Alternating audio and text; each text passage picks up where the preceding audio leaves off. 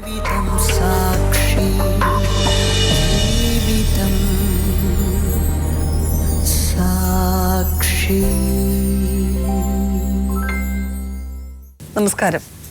എല്ലാ മാന്യ പ്രേക്ഷകർക്കും ജീവിതം സാക്ഷിയിലേക്ക് സ്വാഗതം. വിവാഹത്തിന് മുൻപ് ഭാര്യയും ഭർത്താവും അല്ലെങ്കിൽ ഭാര്യയും ഭർത്താവും ആകാൻ പോകുന്ന സ്ത്രീയും പുരുഷനും പരസ്പരം എല്ലാ കാര്യങ്ങളും തുറന്ന് സംസാരിക്കുകയും പങ്കുവെക്കുകയും ചെയ്യുന്ന സമ്പ്രദായം വളരെ അപൂർവമായിട്ടേ നമ്മുടെ നാട്ടിലുള്ളൂ. പണ്ടൊന്നും അങ്ങനെ ഒട്ടുമില്ലായിരുന്നു.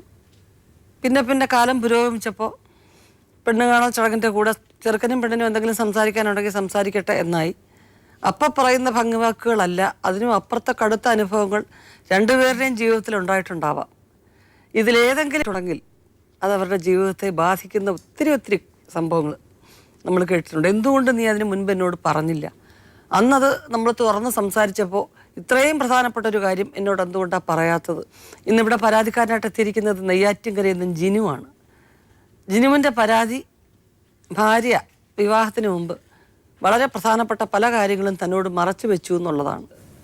ബഹുമാനപ്പെട്ട ജഡ്ജിങ് പാനലിന് എൻ്റെ നമസ്കാരം. ജിനു, നെയ്യാറ്റിൻകര. നെയ്യാറ്റിൻകരയിൽ എവിടെ പ്രോപ്പർ സ്ഥലം? മണലിവിള. മണലിവിള. ആ, ആരൊക്കെയുണ്ട് വീട്ടിൽ? അമ്മയുണ്ട്. അമ്മയും ജിനുവും മാത്രം? അതെ. അച്ഛൻ നേരത്തെ? അല്ല, അച്ഛൻ നഷ്ടപ്പെട്ടു പോയിട്ടില്ല. ജീവിച്ചിരിക്കുന്നുണ്ടോ ഇല്ലെന്ന് എനിക്ക് അറിയത്തില്ല കൂടുതൽ. അത് ശരി. പിണങ്ങി ഇപ്പോൾ അങ്ങനെ പോയതാണ്? എൻ്റെ അമ്മ ഒരു വീട്ടിൽ വേലയ്ക്ക് ഇന്നു അങ്ങനെ ചതുര് കിട്ടിയാണ് ഞാൻ. അമ്മയുടെ വീട്ടിലുള്ളവരെല്ലാവരും സഹായത്തിനും ഒക്കെ? എല്ലാവരും സഹായിക്കുന്നുണ്ട്. എല്ലാവരും സഹായിക്കുന്നുണ്ട്. അപ്പോൾ പഠിക്കുന്ന സമയത്തും ഒക്കെ ജിനുവിന് അച്ഛൻ എന്ന് പറയുന്നത് ആരാണെന്നുള്ള ഈ അവ്യക്തത പ്രശ്നമായിട്ടുണ്ട്? ഉണ്ട്. ഇപ്പോഴും മനസ്സിൽ ഉണ്ടാവും എവിടെയായിരിക്കും അച്ഛൻ, ആരാണ് എന്നൊക്കെ ഉള്ളത് അല്ലേ? ഏത് പ്രായത്തിലാണ് കല്യാണം കഴിഞ്ഞ്? ഞാൻ ആദ്യം 2000 കല്യാണമായിരുന്നു. അത് കല്യാണം കഴിഞ്ഞതിന് ശേഷം ബന്ധം പിരിഞ്ഞു. കല്യാണം കഴിക്കുമ്പോൾ എന്തായിരുന്നു ജിനുവിൻ്റെ ജോലി? ഞാൻ മേസ്തിരിമാരുടെ കൈയാളാണ്. അങ്ങനെ ആദ്യം കല്യാണം കഴിഞ്ഞു. അപ്പോൾ ആ കുട്ടി എടുക്കാൻ പഠിക്കാനൊക്കെ ഡിഗ്രിക്ക് പഠിത്തമുണ്ടായിരുന്നു. പഠിക്കാനെന്ന് പറഞ്ഞ് പിന്നെ പോയതിനു ശേഷം അങ്ങനെ വന്നില്ല. അപ്പോൾ ആ ബന്ധമൊക്കെ പിരിഞ്ഞു. ഇപ്പോൾ രണ്ടാമതാണ് ഈ വിവാഹം കഴിയുന്നത്. ഓ, എത്ര നാളാണ് നിങ്ങൾ ആദ്യത്തെ വിവാഹത്തിൽ എത്ര നാൾ ഒരുമിച്ച് താമസിച്ചു? 2 ആഴ്ച തന്നെ. 2 ആഴ്ചയോ? 2 ആഴ്ച താമസിച്ചിട്ട് പഠിക്കാനാണെന്നും പറഞ്ഞങ്ങ് പോയോ? പോയി. പിന്നെ പ്രശ്നങ്ങളൊക്കെ ആയി. പിന്നെ നെടുവങ്ങാട് കോടതിയിൽ നിന്നാണ് പേപ്പർ വാങ്ങിച്ചത്, ബന്ധം പിരിഞ്ഞ രേഖ. അവരാണോ കേസ് കൊടുത്തത്? ആ കേസ് ഞങ്ങളും ഫയൽ ചെയ്ത്. അല്ല, നിങ്ങൾ ഫയൽ ചെയ്യുന്നല്ല, ആദ്യം അവരാണോ ഡൈവേഴ്സിന് കൊടുത്തത്? അതെ, കൊടുത്തു. നിങ്ങൾ മെയിൻ്റെനൻസ് ചിലവൊക്കെ നിങ്ങൾ കൊടുക്കുന്നുണ്ടോ ഇപ്പോഴും? ഇല്ല. അങ്ങനെ ചിലവ് അവരൊന്നും ചോദിച്ചില്ല? അവർ തന്ന പൈസ മാത്രമേ കൊടുത്തുള്ളൂ, അല്ലാതെ അവർക്ക് വേറെ ഒന്നും ചോദിച്ചില്ല. അതൊന്നും ചോദിച്ചിട്ടില്ല. തന്നത് കൊടുത്തിട്ട് ഒഴിയാൻ പറഞ്ഞു, ഒഴിഞ്ഞു. അപ്പൊ ജിനുവിന് അത്യാവശ്യം വരുമാനം ഉണ്ടായിരുന്നോ കല്യാണം കഴിക്കുന്ന സമയത്ത്? അല്ല, ഞാൻ ലോൺ എടുത്തൊക്കെ ആയിരുന്നു കല്യാണ ചെലവും എൻ്റെ വീടിൻ്റെ പണിയെല്ലാം കൂടി ഒരുമിച്ചായിരുന്നു. EMS ഭവനപദ്ധതിയാണ് കിട്ടിയത്. അപ്പോൾ ഈ രണ്ടും കൂടി ആയപ്പോൾ ബാധ്യതയായി. കുറച്ച് ഒരു 1.5 ലക്ഷം രൂപ ലോൺ എടുത്തു. അങ്ങനെ ആയപ്പോൾ പിന്നെ മൊത്തത്തിൽ കടമായിരുന്നു. അങ്ങനെ അവർ തന്ന 50,000 രൂപയും തിരിച്ചു കൊടുത്തു. അപ്പോൾ രണ്ടാമത് വിവാഹം കഴിഞ്ഞു. അവരെനിക്ക് ഒരു 2.25 ലക്ഷം രൂപ തന്നു കടം തീർക്കാൻ. പെൺവീട്ടുകാർ ഇപ്പൊ വിവാഹം കഴിഞ്ഞ പെൺകുട്ടിയുടെ വീട്ടുകാർ. അതെ, ഹെക്സിബയുടെ വീട്ടുകാർ നിങ്ങൾക്ക് 2.25 ലക്ഷം രൂപ തന്നു. അതിനെ ലോൺ അടച്ചു. അതുകൊണ്ട് ലോൺ അടച്ചു. ആദ്യത്തെ വിവാഹം അതോടുകൂടി അത് എല്ലാം കഴിഞ്ഞ് ക്ലിയർ ആയി. അതെല്ലാം ഞങ്ങൾ ഇവരുടെ അടുത്ത് പറയുകയും ചെയ്തു. കുട്ടി പോയതിന്റെ കാരണം വല്ലതും അറിയാവോ? ആദ്യത്തെ ഇല്ല, അറിയത്തില്ല. ആ 2 ആഴ്ച നിങ്ങളുമായിട്ട് സന്തോഷമായിട്ടാണോ താമസിച്ചത്? സന്തോഷമായിട്ടെന്ന് പറഞ്ഞാൽ അന്ന് കല്യാണത്തിന്റെ അന്ന് തന്നെ, കല്യാണം കഴിഞ്ഞ് വന്നതിന്റെ അന്ന് പോലെ തന്നെ ചെറിയൊരു വിഷയമൊക്കെ ഉണ്ടായി. അവൾക്ക് ഈ സംബന്ധത്തോട് ഇഷ്ടമില്ലായിരുന്നു. ഓ, വീട്ടുകാരുടെ നിർബന്ധത്താൽ ഈ സംബന്ധത്തിന് സമ്മതിച്ചതാണ്. 2 ആഴ്ച കൊണ്ട് നിങ്ങൾ ഭാര്യയും ഭർത്താവ് എന്നുള്ള നിലയ്ക്ക് അടുപ്പമൊന്നും ഉണ്ടായിട്ടില്ല. ഇത് പെണ്ണ് കണ്ട് ആലോചിച്ച് ചെയ്താണോ? ഹെപ്സിബിയായിട്ട് ആലോചിച്ചാ ചെയ്ത്. അപ്പം അവർക്കും സമ്മതം, നിങ്ങൾക്കും സമ്മതം അങ്ങനെയായിരുന്നു? ഇത് ബ്രോക്കർ വഴി വന്നതാണോ അതോ ബ്രോക്കർ കൊണ്ടുവന്നതാണ്? അപ്പം രണ്ടുപേരും സംസാരിച്ച് അങ്ങോട്ടും ഇങ്ങോട്ടും എല്ലാ കാര്യങ്ങളും തുറന്ന് സംസാരിച്ച് നടത്തിയതാ. കല്യാണം കഴിഞ്ഞ് നല്ല സന്തോഷമായിട്ട് തന്നെയാ ജീവിതം തുടങ്ങി? പിന്നെ എവിടുന്നാ പ്രശ്നം തുടങ്ങുന്നത്? പ്രശ്നം അന്ന് രാത്രി തന്നെ വളരെ അറിയാൻ പാടില്ലാത്ത സംഭവിക്കുന്ന ഞെട്ടിക്കുന്ന വാർത്തകളാണ് ഞാൻ കേൾക്കാനിടയായത്. സ്വന്തം അണ്ണനാൽ ബലാത്സംഗം ചെയ്യപ്പെടുന്നു, വേറൊരു പാസ്റ്ററാൽ ബലാത്സംഗം ചെയ്യപ്പെടുന്ന ഒരു പെൺകുട്ടി. അതിൽ കൂടെ ഈ കുട്ടിക്ക് ചെറിയ മെൻ്റൽ പ്രോബ്ലം ഉണ്ടായിരിക്കുന്നു. വീട്ടിൽ വെച്ച് ടെറസിൻ്റെ മുകളിൽ ചാടി കയറുകയും കിണറ്റിൻ്റെ പുറത്ത് കയറുകയും വളരെ വളരെ നീചമായിട്ട് അനുഭവിക്കാൻ പാടില്ലാത്ത ഒരു 10-40 വർഷം ജയിലിൽ കിടന്ന ഒരു പ്രതി അനുഭവിക്കുന്നേക്കാളും അനുഭവിച്ചു കഴിഞ്ഞു. ഇടിയൊക്കെ കൊണ്ടു. എന്നെ ഇവർക്ക് ഇങ്ങനെ ചെറിയ പ്രശ്നം, ഇങ്ങനെ മെൻ്റലുള്ള ഒരു പ്രോബ്ലം പോലെ തോന്നി. ഞങ്ങൾ ഇവിടെ തന്നെ പേരുകട ഡോക്ടറെ കൊണ്ട് കാണിക്കുകയും അവിടെ നിന്ന് ഡോക്ടർ എല്ലാ കാര്യവും ചോദിച്ചു അങ്ങനെ മനസ്സിലാക്കുകയും ചെയ്തു. ഇത് കല്യാണം കഴിഞ്ഞ് എത്ര ദിവസം കഴിഞ്ഞിട്ടായിരുന്നു ഇത് ഒരു കല്യാണം കഴിഞ്ഞ് ഒരു 3-4 ദിവസത്തിനെ വെച്ച് തന്നെ അപ്പം മുതലേ തുടങ്ങി പ്രശ്നങ്ങൾ. പക്ഷെ കല്യാണത്തിന്റെ അന്ന് തന്നെ ഈ കുട്ടി കാര്യങ്ങളൊക്കെ നിങ്ങളോട് പറഞ്ഞു. നിങ്ങൾ ചോദിച്ചു പറഞ്ഞതോ അവരായിട്ട് പറഞ്ഞതോ? ചോദിച്ചു. എന്തെങ്കിലും ജീവിതത്തിൽ സംഭവങ്ങൾ ഉണ്ടായിട്ടുണ്ടോ? അപ്പൊ പറഞ്ഞു. പക്ഷെ എന്നാൽ ആ കുട്ടിയുടെ അണ്ണന്റെ പറ്റി പറയുമ്പോൾ കുട്ടിക്ക് തലവേദനയും വളരെ പ്രയാസം ഉണ്ടാവുകയും ഇടയ്ക്ക് ഇറങ്ങി വീട്ടിനകത്തുനിന്ന് ഓടുകയും കിണറ്റി ചാടാനൊക്കെ ശ്രമിക്കുകയൊക്കെ ചെയ്തു. അപ്പോൾ ഞങ്ങൾക്ക് പേടിയുണ്ടായി.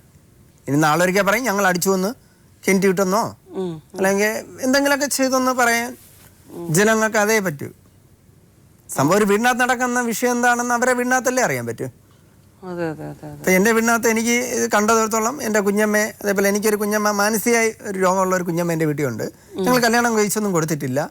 ആ കുഞ്ഞമ്മയെ ഹെക്സിബ ഇടിക്കുകയൊക്കെ ചെയ്തു. വയലന്റ് ആകുമ്പോൾ അറിയാതെ അറിഞ്ഞുകൊണ്ട് സന്തോഷമായിട്ട് പൊന്നുപോലെ നോക്കുകയൊക്കെ ചെയ്യുമായിരുന്നു. വയ്യാതെ ആകുമ്പോൾ എന്ത് ചെയ്യുമെന്നൊന്നും നമുക്കറിയാൻ പറ്റൂല. അത്രയും പ്രയാസം ഞങ്ങൾ അനുഭവിച്ചു. ഇതിനെക്കുറിച്ചൊന്നും കല്യാണ സമയത്ത് വീട്ടുകാർ ആരും പറഞ്ഞില്ല. അതാണ് ഏറ്റവും കൂടുതൽ അവർ ദുഷ്ടത്തനം ചെയ്തിരിക്കുന്ന ഒരു പോയിന്റ്. അല്ലെങ്കിൽ പറഞ്ഞെങ്കിൽ നമുക്കതെങ്ങനെയെങ്കിലും ആ രീതിയിലൊക്കെ നോക്കാമായിരുന്നു. ഒരു ദിവസം അമ്മ വന്നു കണ്ടു, മോള് കിടന്ന് അനുഭവിക്കുന്ന എല്ലാം കണ്ടിട്ട് നേരം വെളുക്കണമ്പോ അമ്മയും ഇളയ മോളും പോവുകയും ചെയ്തു. അപ്പം അതിനു മുമ്പൊന്നും അവർക്ക് ഇത് അറിഞ്ഞുകൂടായിരുന്നു? അതോ അറിഞ്ഞുകൊണ്ട് ചെയ്ത? അറിഞ്ഞുകൊണ്ടാണ്. അറിയാന്ന് പറയാൻ കാരണം ഇവിടെ പപ്പ പിന്നെ വന്ന പറയണ് എൻ്റെ മോളെ വയലന്റ് ആവരുത്, പൊന്നുപോലെ നോക്കണം. അപ്പൊ അവർക്ക് നേരത്തെ അറിയാം. അതൊക്കെയാണ് എൻ്റെ പിന്നെ ഈ ചേട്ടൻ ഉപദ്രവിക്കുന്നു എന്ന് പറഞ്ഞ വിവരം എന്തെങ്കിലും ആ വീട്ടുകാർക്ക് അറിയാവോ? അറിയാം. ഈ പെൺകുട്ടി അവളെ അമ്മ എടുത്ത് പറഞ്ഞിട്ടുണ്ട്. ആ ചേട്ടൻ ഇപ്പോഴും ഇവിടെ തന്നെ ആ വീട്ടിലാണോ എന്നാ എനിക്ക് ഇപ്പൊ അറിയില്ല. ഞാൻ കൊണ്ട് ഇപ്പൊ ഒരു 3 ആഴ്ചയായി കൊണ്ട് വീട്ടിലാക്കിയിട്ട്. അപ്പൊ ഈ ഉപദ്രവിച്ചു എന്ന് പറഞ്ഞ കുട്ടിയുടെ ഏത് പ്രായത്തിലാ? ഇത് ഇവിടെ പ്രായമായത് തന്നെ 6ാം ക്ലാസ്സിൽ പഠിക്കുമ്പോഴാണ്. 6ാം ക്ലാസ്സിൽ പഠിക്കുമ്പോൾ. അപ്പോഴേ ഇവർ വളരെ വല്ലാത്തൊരു അവസ്ഥയായിരിക്കണം. അത് കഴിഞ്ഞ് പിന്നെ അവിടെ നിന്ന് വാടകയ്ക്കാണ് ഇവർ താമസിക്കണേയൊക്കെ. വാടക വീട്ടിൽ വെച്ചായിരുന്നു. ഇപ്പാണ് ഈ കല്യാണം. എനിക്ക് 4 മാസമായുള്ളൂ കല്യാണം കഴിഞ്ഞിട്ട് പോലും. 4 മാസമേ ആയിട്ടുള്ളൂ കല്യാണം കഴിഞ്ഞിട്ട്? 4 മാസമായുള്ളൂ. അപ്പൊ ഈ കുട്ടിയെ ഉപദ്രവിച്ചത് ഏത് പ്രായത്തിലാ? 6ാം ക്ലാസ് മുതലേ ഉപദ്രവം എന്ന് പറയുന്നത് കേട്ടു. 6ാം ക്ലാസ് മുതലേ ഉപദ്രവിക്കുകയാണ് ഈ ചേട്ടനില്. എന്നിട്ട് ആ വീട്ടുകാർ അതിനെ കുറിച്ച് ഒന്നും ഒരു ഇതുമില്ല. എന്തെങ്കിലും ആ പ്രായത്തിലുള്ള ഒരു എന്താ പറയുന്നത്, ആ പ്രായത്തിൻ്റെതായിട്ടുള്ള എന്തെങ്കിലും ചെറിയ പ്രശ്നങ്ങളാണോ അതോ റേപ്പ് ചെയ്തു എന്ന് തന്നെയാണോ? അത് കഴിഞ്ഞ ഒരു പാസ്റ്ററും കൂടി, ദൈവവചനം പ്രസംഗിക്കുന്ന ഒരു പാസ്റ്റർ കൂടി അതിലുണ്ട്. അവളുടെ ഭാഗമുണ്ട് എന്നെ ഡോക്ടർ അടുത്തും ഞങ്ങളുടെ ബന്ധുക്കളടുത്ത് എല്ലാം പറഞ്ഞു ഉപദ്രവിച്ചു. ഇപ്പം എത്ര നല്ല നീചമായ പ്രവൃത്തി നമ്മുടെ കേരളത്തിൽ നടക്കുമ്പോൾ പലയിടത്തും വെട്ടിക്കൊല്ലുന്നു ആൾക്കാരെ. ഇവരെ പോലെയുള്ളവരെ എന്ത് ചെയ്യാൻ പറ്റുമെന്ന് പോലും എനിക്ക് അറിഞ്ഞുകൂടാ. അത്രയും നീചമാണ് നമ്മുടെ കേരളം. ദൈവത്തിൻ്റെ വചനം പ്രസംഗിക്കുന്ന ഇവരിങ്ങനെ ചെയ്യാൻ തുടങ്ങിയ പിന്നെ മറ്റുള്ളവർക്ക് എന്തുകൊണ്ട് ചെയ്തുകൂടാ? ജിനുവിൻ്റെ പിന്നെ ഇപ്പം ആവശ്യം എന്താണ് ശരിക്കും? എനിക്ക് കൂടുതലെന്ന് പറയണത് ഈ കുട്ടിയോടൊപ്പം എനിക്ക് ജീവിക്കാൻ പറ്റൂല എന്നുള്ളത്. ഇത് മാനസികമായിട്ടുള്ള പ്രശ്നങ്ങൾ വരുന്നതാണോ കാര്യങ്ങളെല്ലാം? അതാണോ? അതും ഈ കേട്ടിടത്തോളം നമുക്ക് പറ്റൂല. കാരണം അങ്ങനെ ഞാൻ ഒരാളെ വേറൊരു സ്ത്രീയോട് ജീവിക്കുന്നവനാണെങ്കിൽ ശരി, കുഴപ്പമില്ലാതൊക്കെ അങ്ങ് ജീവിക്കുമെന്ന് പറയാം, വെള്ളം അടിയാനാണെങ്കിൽ. ഇപ്പം അങ്ങനെയൊന്നും ഇല്ലാത്ത എനിക്ക് അങ്ങനെ ഈ ഒരു സംഭവം ഉണ്ടായപ്പോൾ താങ്ങാൻ പറ്റൂല. അവർക്ക് സ്നേഹമുള്ളതുകൊണ്ടല്ലേ നിങ്ങളൊക്കെ പറഞ്ഞത്? തീർച്ചയായിട്ടും അവർക്ക് പറയാതിരിക്കായിരുന്നു അല്ലേ? പറയാതിരിക്കാമായിരുന്നു, എങ്കിലും എല്ലാം പറഞ്ഞു. സ്നേഹമുണ്ട്, നല്ല ഞാൻ പറയില്ല, മനസാക്ഷിയുള്ളവർക്ക്. സ്നേഹമുള്ളൊരു ഭാര്യയാണ്.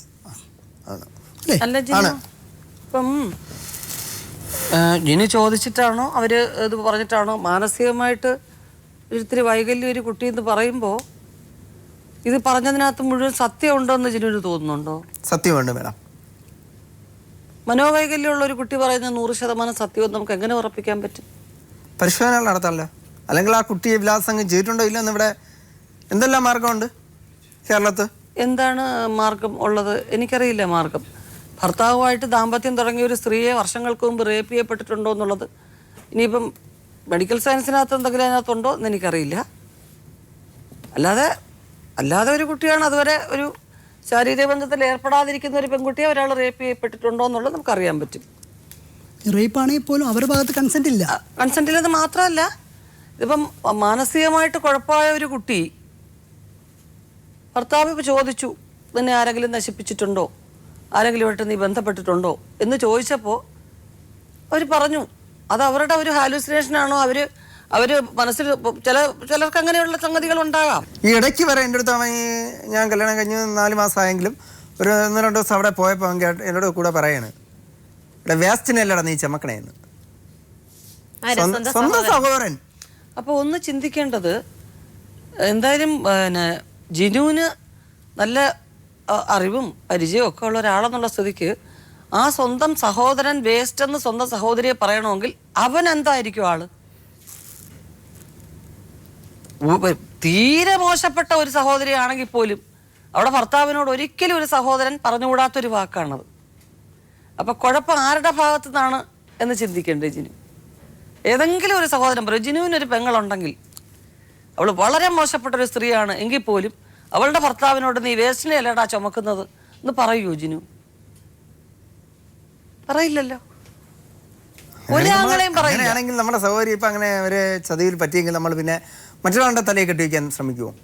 അല്ല ജിനു, ഏത് ചതിപ്പെട്ടു? എന്തോന്ന് ചതിപ്പെട്ടു? ഇപ്പൊ പാസ്റ്ററുകൾ അവൾ വഞ്ചിക്കപ്പെട്ടിട്ടുണ്ട് വീണ്ടും. ഏത് പാസ്റ്റർ?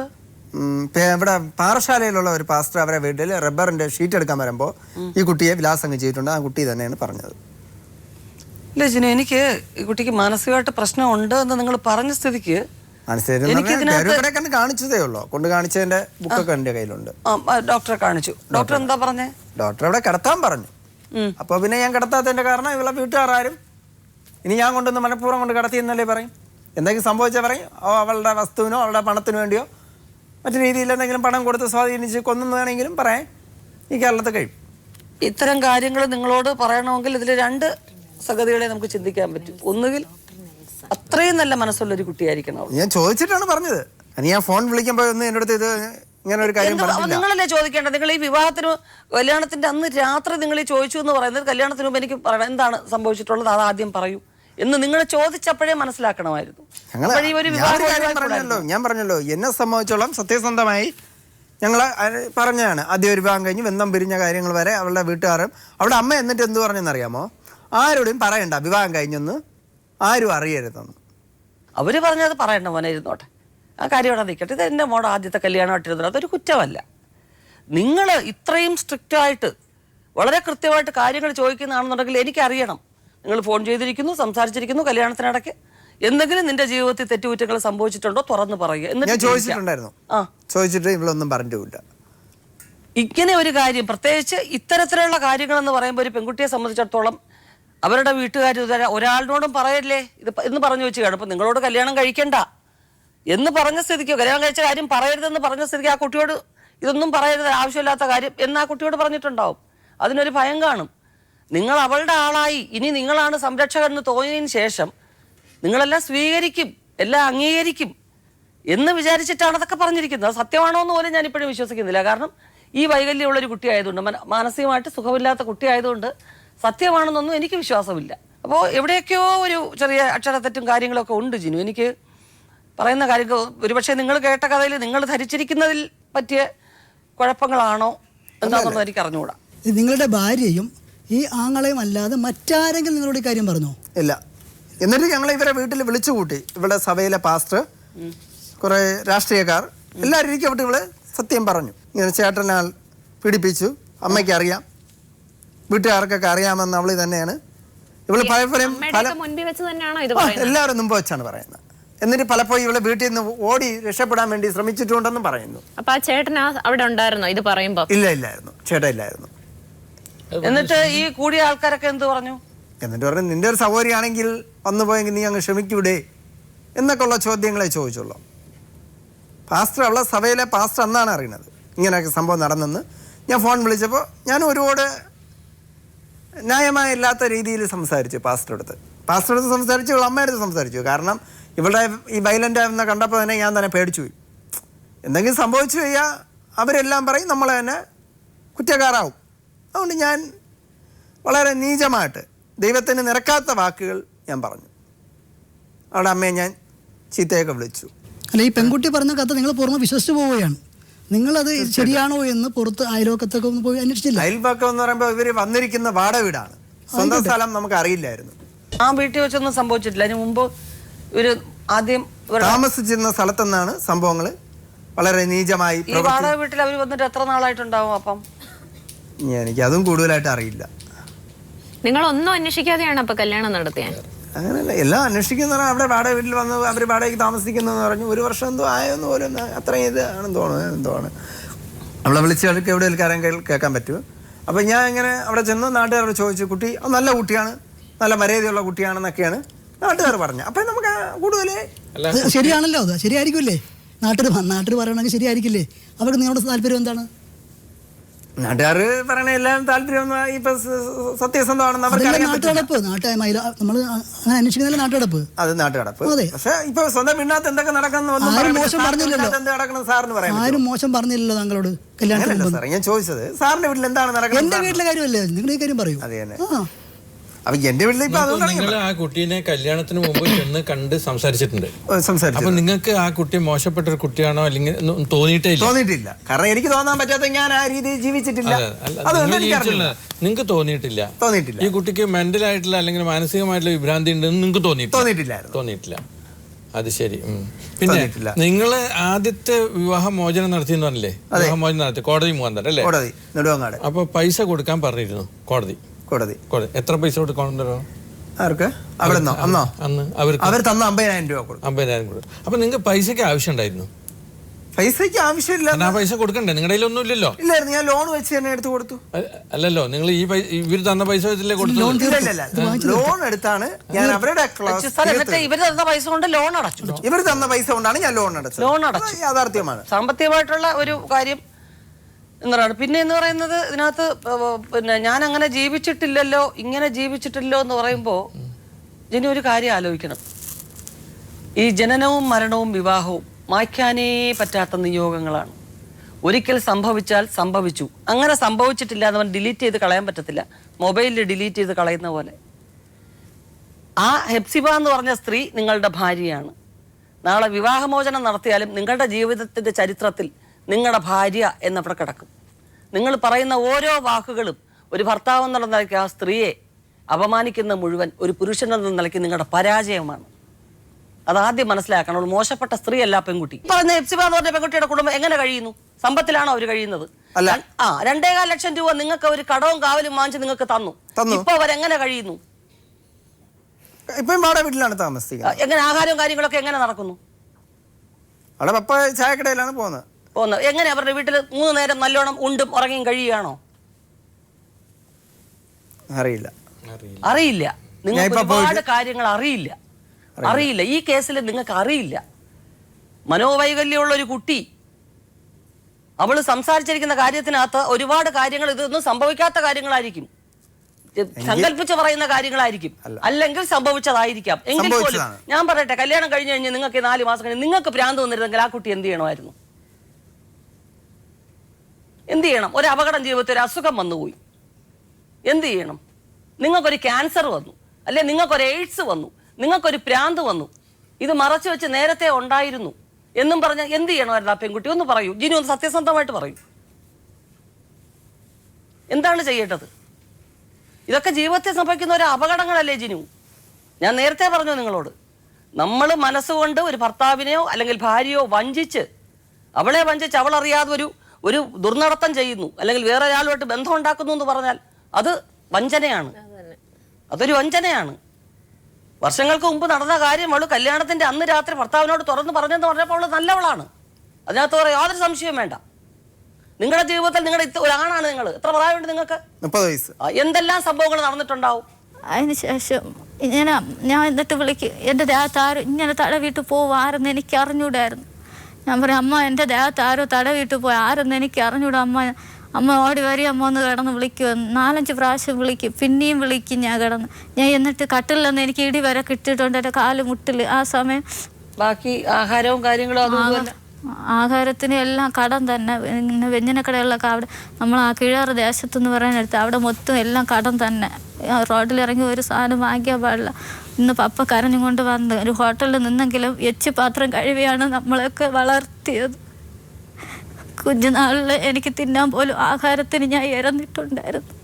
അത്രമാത്രം എൻ്റെ പപ്പയും അമ്മയും എന്നെ കഷ്ടപ്പെടുത്തി വളർത്തി ഇത്ര മേലെ എന്നെ അയച്ചു. ഒരു അവയവം എന്ന് പറയുമ്പോൾ അത് ഏറ്റവും കൂടുതൽ നീചപ്പെട്ട ഒരു അവസ്ഥയാണ്. ഞാൻ പോലും അന്ന് മാറിയാണ് കിടന്നത്. ഇവള് എന്നെ പലപ്പോഴും മുറിക്കകത്ത് ചാടിക്കയറി വരാറുണ്ട്. ഞങ്ങൾ രണ്ട് റൂമിലാണ് കഴിയുന്നത്. എൻ്റെ അമ്മയടുത്താണ് അവളെ കിടത്തുന്നത്. കാരണം എനിക്ക് ജീവനിൽ പേടിയുണ്ട്. ഇവളെ ഇടയ്ക്ക് പിച്ചാത്തി എടുത്തുകൊണ്ട് ഓട്ടി.